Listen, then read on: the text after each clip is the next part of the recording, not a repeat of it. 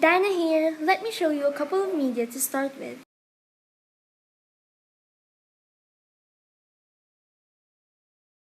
Yes, you're right. They're all bullying incidents.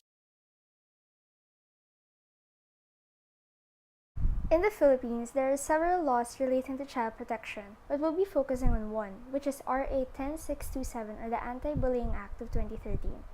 It is signed by then President Benito Aquino III, which mandates schools to adopt policies to prevent and address the acts of bullying in their respective institutions.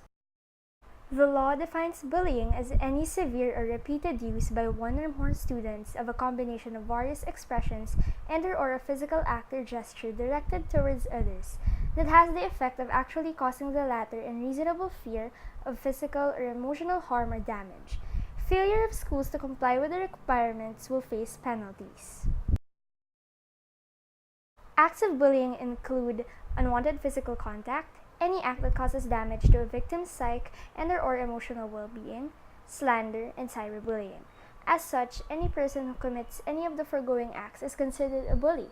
Furthermore, any form of retaliation against the act is likewise prohibited. In effect, bullying not only causes physical pain or discomfort but emotional, psychological, and spiritual too. So be keen and vigilant in what you see and hear, especially in the online or digital world. In the process, you'll be able to learn how to fact check, so you could also combat fake news, which can be a cause of cyberbullying. Widely shared Facebook post claims that the law against bullying in Philippine schools entitles people to claim the equivalent of $280 in damages if someone calls them fat.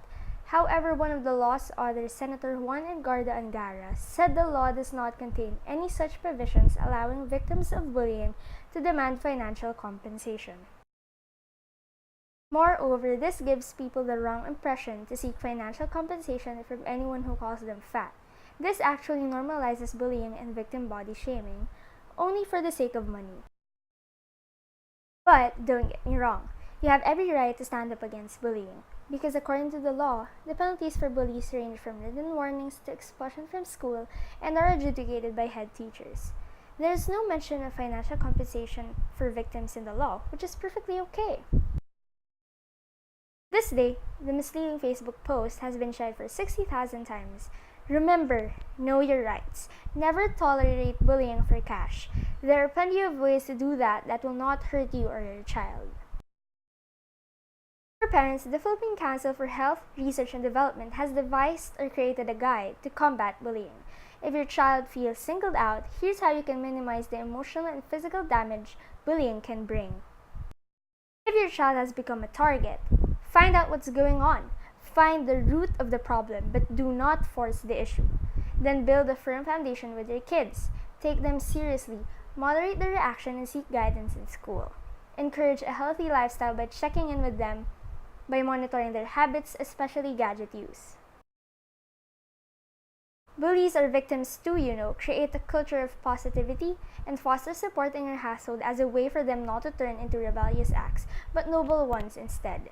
Bullying is inevitable. It can also happen to you, just as it happened to me a few weeks back. I had my own fair share of mistakes, but I've made the necessary procedures to rectify the situation. What you can do when faced with a similar situation is breathe, reach out, and communicate to all concerned individuals. Be headstrong and heartstrong. Learn from it, move forward. Realize too that there are people willing to listen, so you don't have to keep everything to yourself.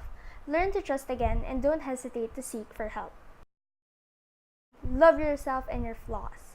We are all imperfect, but our ability to bounce back from our wrongdoings is what makes us beautiful and worth living back.